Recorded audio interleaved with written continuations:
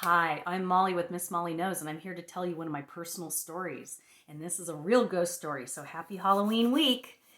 Have you ever received a gift before that had some kind of a weird attachment to it? And I don't mean conditional attachment, I mean an attachment. Well, I've got a story for you. I had a friend whose parents were moving out of their house of many, many decades. And she contacted me through Facebook and said, I have a lot of antiques and I know that you love antiques, which, by the way, I have a ton of them.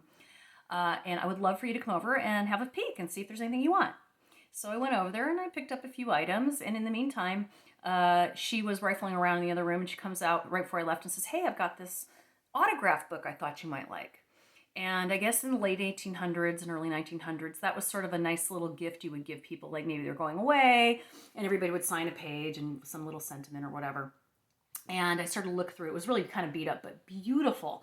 And it had a beautiful cursive, very fancy looking penmanship, obviously done with a fountain pen, and all these great little poems and phrases and stuff that probably were popular in the day or whatever, and sentiments. And as I read through the book, I realized whoever this was, his name was Mr. Streever, and he was leaving his little farm community, I believe in Iowa, and he was moving to somewhere else, and he was going to teach. So everybody was giving him sort of a good luck, goodbye.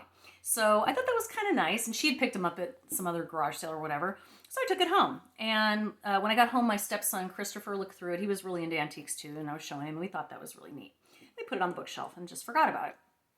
So that night, in the middle of the night, I felt this weird, like, prickly feeling on my face, and I thought, what's going on? So I turn over and I look, and I was married at the time, and my husband is sitting up on the side of the bed. But the weirder part of it was because he would get up sometimes in the middle of the night for work or whatever, because he was one of those emergency people. And I look, and he's wearing this like fedora, like a hat from like an old man's hat. And I thought, God, that's weird. First of all, he would never wear that because he was a cowboy. But on top of that, it just was weird.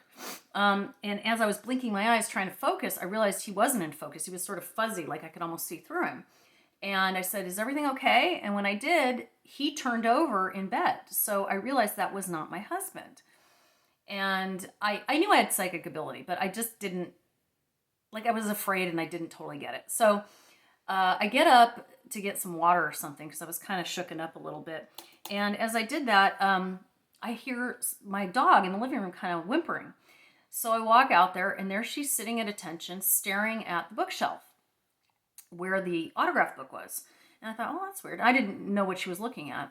And I thought, okay, and I walked over and I looked. And as I walked over there, I felt this weird, like, it felt like I was walking through cobwebs. And I knew that there was not possibly that many cobwebs in my living room, like in this open space hitting me in the face, right? So I thought that was really weird. Stay tuned for part 2.